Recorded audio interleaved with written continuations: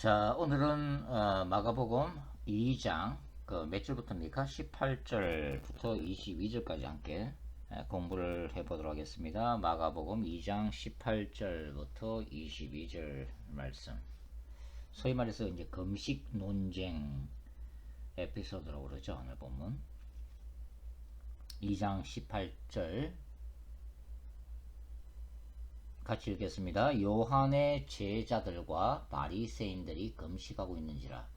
사람들이 예수께 와서 말하되 요한의 제자들과 바리새인의 제자들은 금식하는데 어찌하여 당신의 제자들은 금식하지 아니하나이까?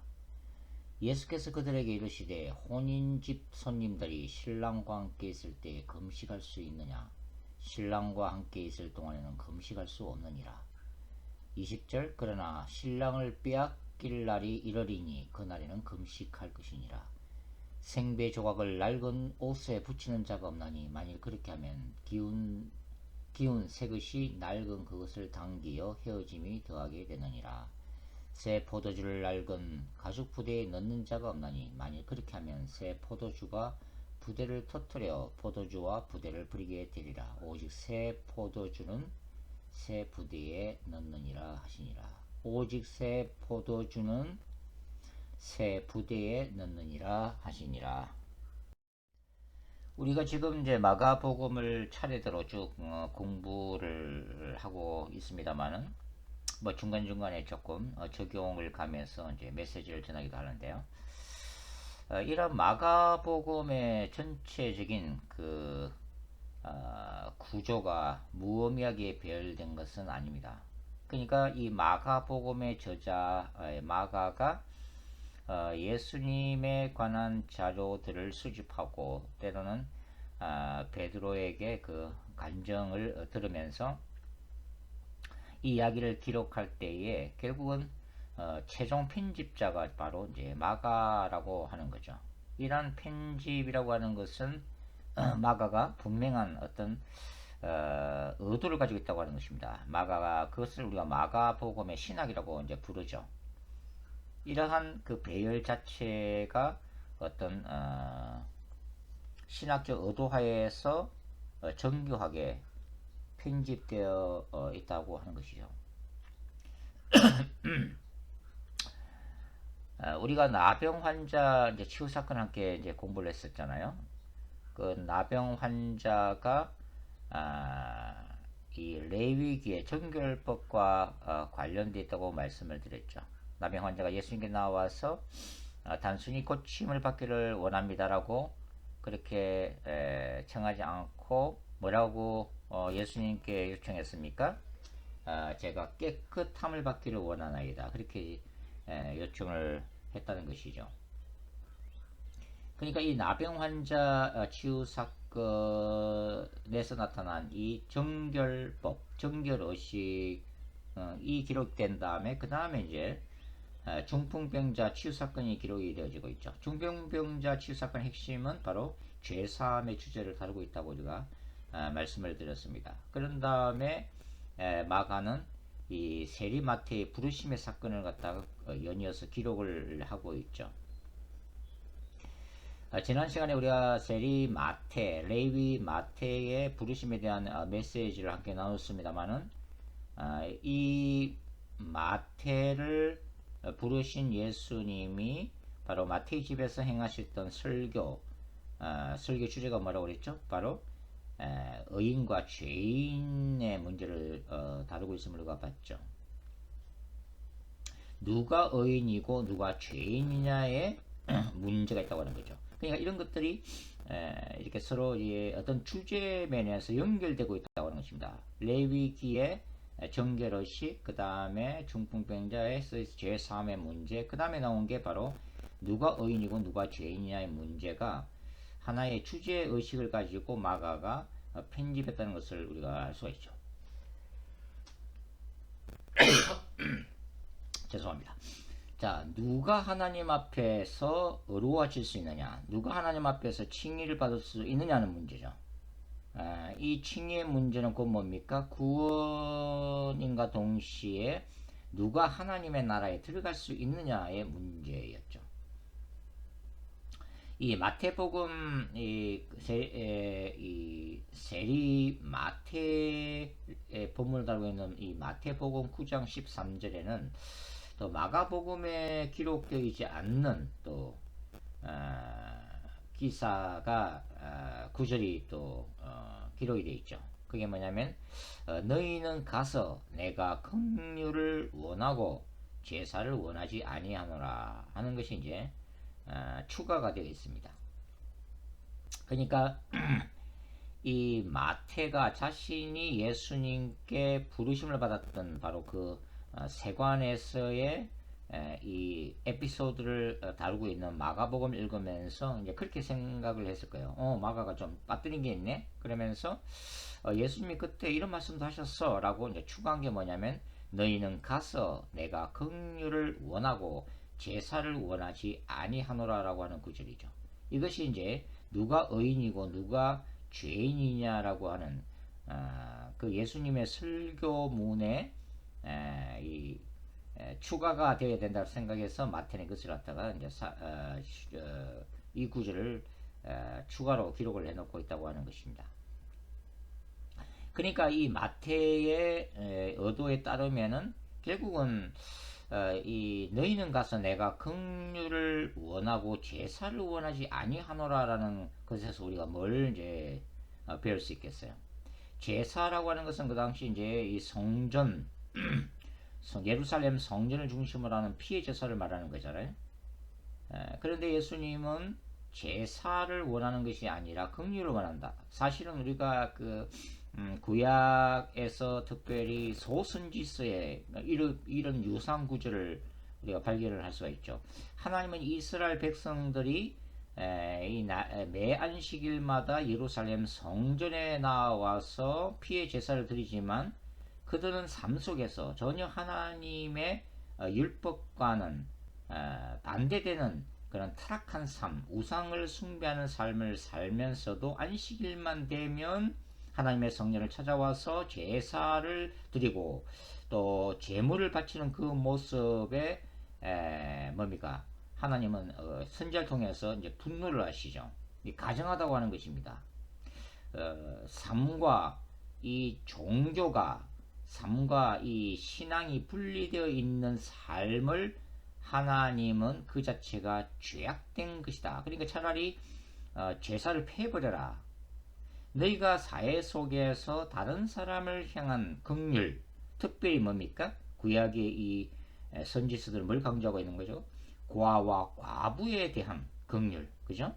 그 다음에 나그네에 대한 긍휼, 이방인에 대한 긍휼, 바로 이런 것들을 이제 강조를 하고 있는데 그런 어떤 하나님의 마음으로 하나님의 나라에 들어오지 못한 하나님의 백성으로 들어와야 할 그들을 뭡니까? 홀대하고 정죄하는 이스라엘의 백성들의 모습을 보면서 차라리 예배 자체를 폐해버려라. 이런 아주 그 강력한 그 비판을 하고 계시는 것을 볼 수가 있는데 바로 이제 예수님의 이 설교도 그런 맥락인 거죠. 예루살렘 성전에서 수많은 피해 제사가 드리고 있지만 여전히 서기관과 바리새인들은 뭡니까? 바로 장녀들 또 죄인들을 정죄하면서 그들을 미워하는 모습을 보면서 너희는 가서 내가 긍휼을 원하고 제사를 원하지 아니하노라 라고 하는 그런 메시지가 바로 예수님의 설교문에서 이제 터져나오고 있음을 우리가 발견할 수가 있는 거죠. 결국은 서기관과 바리새인들조차도 뭡니까? 하나님 앞에서 죄인이라고 하는 것입니다. 하나님의 나라는 하나님의 긍휼로 이루어지는 것이죠. 지난 시간에도 그런 말씀을 드렸지만 죄인임을 하나님 앞에서 진솔하게 고백하는 자들이 바로 하나님의 나라로 들어갈 수 있는 하나님의 은혜를 드립을 수 있는 자라고 하는 것입니다. 자, 우리가 그 세리의 자리에서 예수님의 제자로 이 레위 마태가 옮겨지는 것을 봤는데요. 그러면은 이 레위 마태의 부르심 직후에 우리가 또 좀 생각하고 넘어야 될 것이 뭐냐면 마태의 집에서 그 벌어진 잔치 자리의 신학적 의미는 뭔가 하는 것입니다.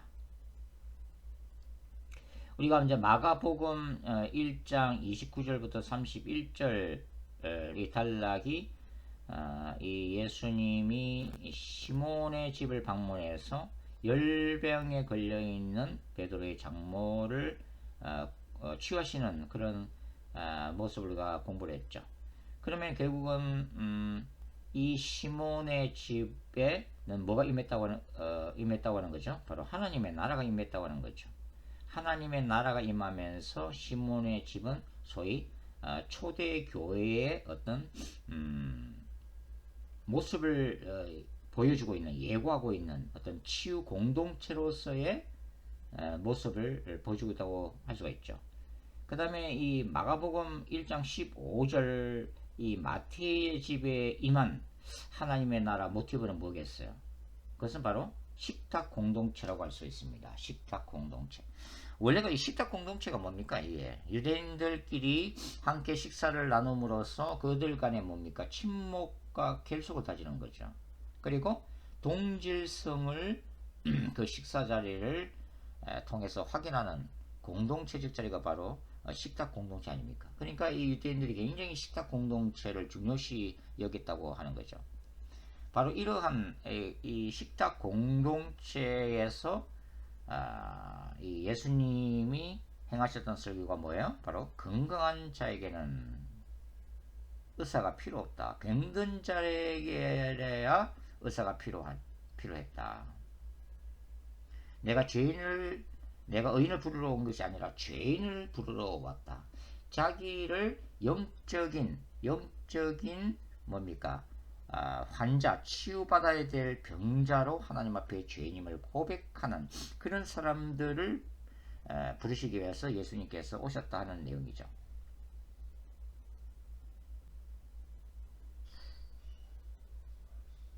그리고 예수님을 중심으로 바로 세리들과 죄인들이 함께하는 이 식탁 공동체가 바로 종말론적인 하나님의 나라가 바로 임하고 천국 잔치의 모형을 보여주고 있다고 하는 것입니다.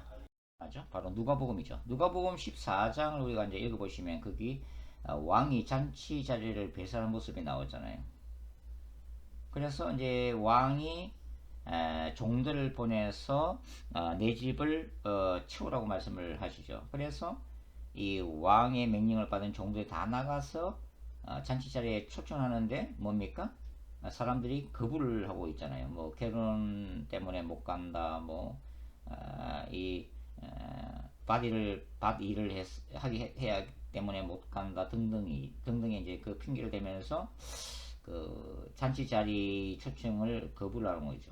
사실 이 유대인 사이에서 식탁 공동체나 이 잔치 자리에다가 초청을 했는데 거부하는 것은 바로 그 초청한 사람을 능멸하고 이렇게 그 명예를 훼손하는 그런 아주 행위였죠.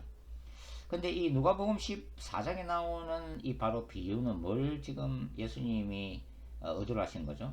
바로 하나님의 나라로 초청하는 서기관과 바리새인들이 하나님의 나라에 들어가기를 거부하고 있다는 것을 의도적으로 비유하고 있는 것입니다. 그래서 나중에 이제 왕의 자리를 채우는 사람들은 누구예요? 이렇게 저는 자들, 그 다음에 가난한 자들, 원래 이 왕의 잔치 자리에 초청을 받을 수 없었던 자격이 전혀 없었던 그런 사람들이 이 초청에 응해서 이 왕의 잔치를 누리고 있는 것을 볼 수가 있는데 바로 이 사람들이 누굽니까? 바로 창녀들, 바로 죄인들, 바로 그런 사람들이었죠. 그래서 이 왕의 잔치 자리 이 비유 그 다음에 이제 소위 말하는 누가복음 15장에 나오는 저 유명한 세 가지 비유가 뒤따르고 있다는 것을 우리가 볼 수가 있죠. 이런 한 마리 양 비유, 그 다음에 이런 드라크마 비유, 그 다음에 이 당자와 마다들 비유 이게 등장이 되어지죠. 이 세 가지 비유가 결국은 뭡니까? 이 예수께서 창녀와 죄인들과 함께 식탁 공동체를 하고 함께 어울리는 모습을 보면서 서기관들이 비판했을 때, 바리새인들이 비판했을 때 바로 예수님이 이 세 가지 설교를 시리즈로 계속해서 메시지를 전하시죠. 결국은 잃어버린 한 마리 양이 바로 예수께서 찾으시는 영혼들, 즉 서기관과 바리새인들로부터 정죄를 받고 있었던 바로 죄인들이었다고 하는 거죠. 집안에서 잃어버린 두라카마를 찾는 여인과 같이, 그리고 집 나간 이 둘째 아들 탕자를 기다리는 아버지와 같이 바로 하늘 아버지께서는 그러한 죄인들을 찾으시고 또 기다리시는 거죠. 그것이 바로 이 땅에 오신 바로 예수님을 통해서 그러한 하나님의 나라 초청에 대한 메시지가 계속 전해지고 있는 거죠. 그것이 복음 아닙니까? 근데 이제 세 번째 비유에서 바로 집안에 남아서 돌아온 자기 동생을 영접하지 아니하는, 말하던 누구요? 바로 서기관과 바리새인들에 대한 비유죠. 그러니까 하나님 아버지의 마음을 전혀 이해하지 못하는 바로 서기관과 바리새인들을 보여주고 있다고 하는 것입니다. 자, 이 지금 그 이 잔치자리 식탁 공동체에서 행하신 예수님의 이제 설교가 이제 끝난 다음에 이제 기록된 것이 바로 우리가 읽었던 금식 논쟁이죠. 금식 논쟁. 왜냐면은 이제 이 예수님이 마태의 집에서 함께 하셨던 이 식탁 공동체, 이 잔치자리가 이 그 금식 기간 동안에 일어났기 때문에 바로 금식 논쟁이 바로 이제 발생이 된 거죠. 18절을 한번 다시 한번 읽어볼까요? 요한의 제자들과 바리새인들이 금식하고 있는지라 사람들이 예수께 와서 말하되 요한의 제자들과 바리새인의 제자들은 금식하는데 어찌하여 당신의 제자들은 금식하지 아니하나이까? 자, 세례 요한의 제자들과 이 바리새인의 제자들이 등장하고 있는데요. 이 바리새인의 제자들은 뭐 학자들의 연구에 의하면 바리새인들은 이 공식적인 제자들을 이렇게 양육하는 그런 제도가 없었다고 이제 주장하죠. 그래서 여기 나오는 바리새인의 제자들이라고 하는 표현은 바리새인들의 설교와 가르침을 추종하는 자다, 이렇게 보통 해석을 하고 있습니다. 근데 이 세례 요한의 제자들과 이 바리새인의 제자들이 신학적 의문을 제기하는 거죠. 왜 금식 기간 동안에 전 이스라엘이 금식하는데 왜 예수와 예수의 제자들은 금식하지 않는가 하는 거죠. 세례 요한의 이 제자들은 이 세례 요한의 제자들이 금식한 것은 아마도 세례 요한의 종말론적 가르침의 기초에서 이런 어떤 경건의 연습을 했던 것으로 추정이 됩니다. 세례 요한은 바로 회개와 거룩함을 굉장히 강조했던 사람이잖아요. 광야에서 외치는 자의 소리. 그러니까 하나의 경건한 의식으로서의 금식을 강조했고, 또 이 세례 요한의 제자들의 모습은 하나님이 받으시는 그런 경건함의 표현이었다고 저는 생각하고 있습니다. 그러나 반면에 이 바리새인들의 금식은 뭐 사복음서가 다 그렇게 이제 기록하고 있지만 율법적이고 형식적인 것으로 굉장히 비판을 받았죠. 특별히 예수님이 굉장히 공격을 많이 하셨죠. 제가 지난번에 언급했던 이 누가복음 18장에서의 성전에서의 이 바리새인의 기도에서도 그게 나타나잖아요. 일주일에 2번씩 제가 금식하는 사람 아닙니까? 이러면서 이제 기도하고 있는 모습. 바로 그것이 이제 율법적이고 행식적인 금식이라는 것을 알 수가 있죠. 자, 원래 이 금식이라고 하는 것은 이스라엘에서는 1년에 한 번 원래 했었죠. 대속죄일날 이스라엘 백성들이 하나님 앞에서 금식하는 그 하루가 있었습니다. 그랬던 것이 이제 점점 늘어나기 시작하는데, 우리가 이제 스가랴서를 읽어보면은 4번 했던 것을 알 수가 있죠. 4월달하고 5월달, 7월달과 10월달 이렇게 4번 했는데, 이게 점점 늘어나서 예수님 당시에는 일주일에 2번으로 이제 늘어나게 되는 거죠. 결국은 남에게 보여주기 위한 하나의 쇼업하는 이벤트로 이제 변질이 되어진 거죠. 여하튼 이제 금식 기간에 행해진 이 마태의 집에서의 잔치 자리는 바로 그러니까 바리새인들로부터 비판을 받고 또 금식을 중요시했던 세례 요한의 제자들로부터도 어떤 신학적인 의문을 이제 받게 된 거죠. 자, 거기에 대해서 이제 예수님의 답변이 바로 19절과 20절입니다. 19절과 20절. 자, 19절과 20절을 한번 읽어보도록 하죠. 예수께서 그들에게 이르시되 혼인집 손님들이 신랑과 함께 있을 때 금식할 수 있느냐? 신랑과 함께 있을 동안에는 금식할 수 없느니라. 그러나 신랑을 빼앗길 날이 이르리니 그날에는 금식할 것이니라. 자, 예수님은 주님이 활동하셨던 이 땅에서의 사역 기간을 지금 뭐로 지금 보고 계신가요? 종말론적인 혼인잔치로 지금 비유하고 있다는 것을 볼 수가 있죠. 그러니까 예수님은 메시아적 신랑이고 이 혼인집 손님들은 원래 의미는 신랑의 친구들이나 축가객들을 의미를 하고 있는데 예수님의 가르침을 하나님의 나라 복음을 받아들인 사람들로 비유되고 있는 거죠. 그러니까 메시아적 신랑과 바로 그 신랑을 맞이한 신부 또는 바로 이 혼인집 손님들로 비유되고 있죠. 세례 요한도 이제 요한복음 3장 읽어보면은 그 비슷한 얘기를 하고 있죠. 세례 요한은 자신이 신랑 되신 그리스도께서 신부들, 이 신부들은 죄인들이죠. 구원받은 죄인들, 이 신부들을 취하는 것을 보고 기뻐하는 친구와 같다고 그렇게 자신을 비유를 하고 있죠. 이것이 바로 광야에서 외치는 자로서의 세례 요한의 거룩한 사명이었다고 하는 것입니다. 결국은 세례 요한은 수많은 사람들의 마음, 심령을 기경함으로 해서 예수 그리스도의 그 복음, 예수 그리스도를 메시아로 받아들게끔 준비시키는 사역이고, 결국은 수많은 이 예수님의 신부들을 신랑 대신 예수님께로 인도하는 그런 사이라고 볼 수가 있겠습니다. 자, 요한복음 2장에는 우리가 예수께서 기적을 행하셨던 가나의 혼인잔치 우리 기사를 우리 읽게 되죠. 예수님이 가나의 혼인잔치에 손님으로 참석하셔가지고 이 물을 포도주로 만드시는 첫 번째 기적, 첫 번째 표적을 행한 곳이 바로 이 가나의 혼인잔치인데요. 사실은 이 가나의 혼인잔치는 계시록 19장에 나오는 그 하늘에서의 어린 양의 혼인잔치의 예표라고 할 수가 있겠습니다.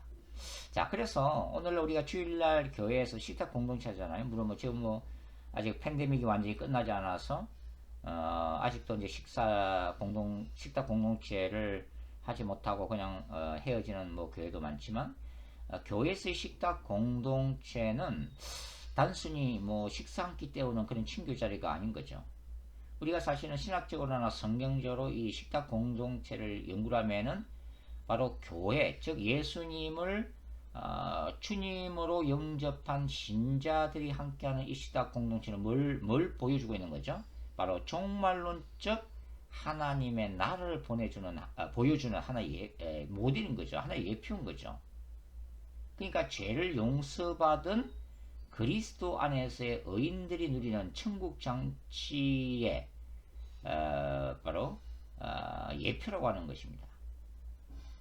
그리고 더 나아가서 교회에서의 식탁 공동체는 이 영원한 잔치를 베푸시기 위해 다시 오실 신랑 되신 예수님, 신부들을 데리고 오셔서 하늘의 영원한 혼인잔치를 거행하시고 영원한 신혼집, 그게 이제 바로 새하늘과 새 땅인 거죠. 바로 그 영원한 신랑 신부의 하나됨의 자리로 인도하시기 위해서 다시 오실 예수님을 기다리는 이 땅에 그 신부들이 바로 그날을 기대하면서 영원한 천국 잔치를 또 소망하면서 바로 이 땅에서 함께하는 자리, 그게 이제 교회에서의 식탁 공동체라고 이제 얘기할 수가 있는 거죠. 자, 그런데 이제 의미심장한 예수님의 말씀이 이제 20절에서 이제 계속되는데 이게 무슨 의미예요? 예수님 왜 이렇게 말씀하시는 거죠? 20절에서 그러나 신랑을 빼앗길 날이 이르리니 그날에는 금식할 것이니라. 신랑을 빼앗길 날 무슨 의미입니까? 그렇죠. 바로 예수님이 십자가에서 고난당하시고 죽을 것임을 지금 예고하고 있는 거죠. 그리고 바로 그날은 제자들에게 닥칠 슬픔의 날이요, 두려움의 날이고 바로 고통의 날이고 정말 애통하는 마음으로 금식해야 할 때가 그때는 오게 될 거라고 이제 하는 것입니다. 그리고 예수님은 지금 종말론적인 잔치자리가 벌어지고 있는 지금이 어떤 시대라고 말씀하시는 거죠? 우리 21절과 22절을 보도록 하겠습니다. 21절과 22절 다시 한번 읽어볼게요. 생배 조각을 낡은 옷에 붙이는 자가 없나니 만일 그렇게 하면 기운 새 것이 낡은 그것을 당겨 휘어짐이 더하게 되느니라. 새 포도주를 낡은 가죽 부대에 넣는 자가 없나니 만일 그렇게 하면 새 포도주가 부대를 터뜨려 포도주와 부대를 버리게 되리라. 오직 새 포도주는 새 부대에 넣느니라 하시니라. 자, 새 포도주를 새 부대에 담는 새로운 시대가 도래했다고 예수님은 선언하고 계시는 거죠. 굉장히 놀라운 말씀이죠. 바로 메시아의 시대가 왔다라고 지금 예수님은 선포를 하고 계시는 것입니다. 여기서 보면은 낡은 옷, 낡은 가죽 부대는 뭘 상징하는 거죠? 그렇습니다. 유대교의 가르침과 율법주의를 상징하고 있는 거죠. 요한복음 2장에서는 예수님이 성전을 찾아가서 뭐라고 말씀하세요? 이 성전을 헐라라고 굉장히 뭡니까? 아주 과격한 말씀을 하시는 거죠. 바로 이러한 예수님의 선에서는 바로 이 반 성전주의, 반 유대주의를 우리가 읽을 수가 있습니다. 자, 예수님은 이 변질되고 타락한 형식적인 율법주의와 종교생활을 지금 비판하고 계시는 거죠. 그러니까 이제 바울의 표현을 빌리면은 경건의 모양은 있으나 경건의 능력을 상실한 종교가 됐다는 것입니다. 소위 율법의 화석화가 된 거죠. 그래서 구원의 능력을 상실해 버린 것입니다. 그러니까 이 원래 이 하나님의 은혜와 하나님의 의로 덧입는 어떤 유대교적 신앙이 아니라 이스라엘 공동체가 원래 출애굽 이후에 가졌던 바로 그런 하나님의 은혜로 구원받음을 고백하는 신앙 공동체가 아니라 이제는 어떻게 됐어요? 수많은 율법들을 인본주의적으로 만들어 내므로 인해서 이제 금식도 1년에 한 번 있던 게 지금 뭐 일주일에 2번씩이나 늘어났다고 하는 것인 겁니까? 결국은 내가 이렇게 금식을 자주 하고 있다는 것을 남한테 보여줌으로 인해서 자기 의를 쌓는 거죠. 자기 의를 쌓는 거죠. 그러니까 자기 의로 쌓아올린 그 공적주의에 기초한 종교가 되어버렸다고 하는 것입니다. 유대교가. 그러니까 이렇게 되면은 사실 불교와 같은 인본주의적 종교와 다를 바가 없는 거죠. 우리가 이제 마태복음 5장, 6장, 7장을 뭐라 부른다고요? 산상순이라고 부르죠. 이 산상순에서는 두 가지 종류의 의가 날카로운 대조를 이루고 있는 것을 볼 수가 있죠. 바로 서기관과 바리새인들의 의가 있고 또 하나는 제자들이 추구하는 하나님의 의가 있다고 하는 거죠. 근데 예수님은 제자들 보고 뭐라고 말씀하셨어요?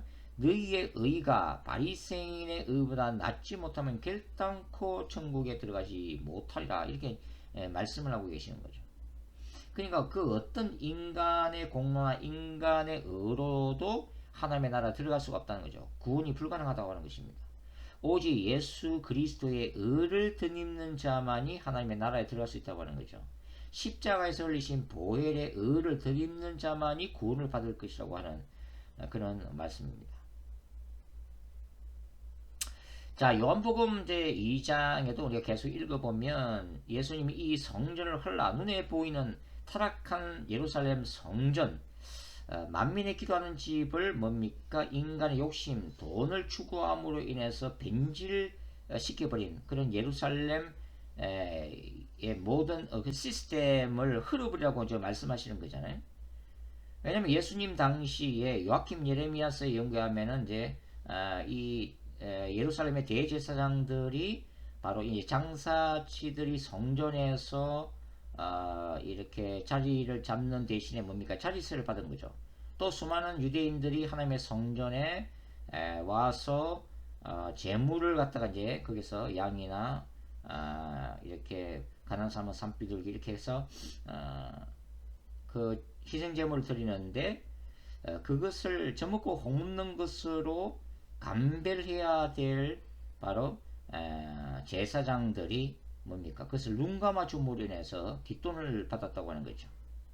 그래서 예수님이 바로 만민의 기도하는 집을 바로 강도의 속을 또는 장사치의 집으로 만들고 있다고 혹독하게 비판을 하신 거죠.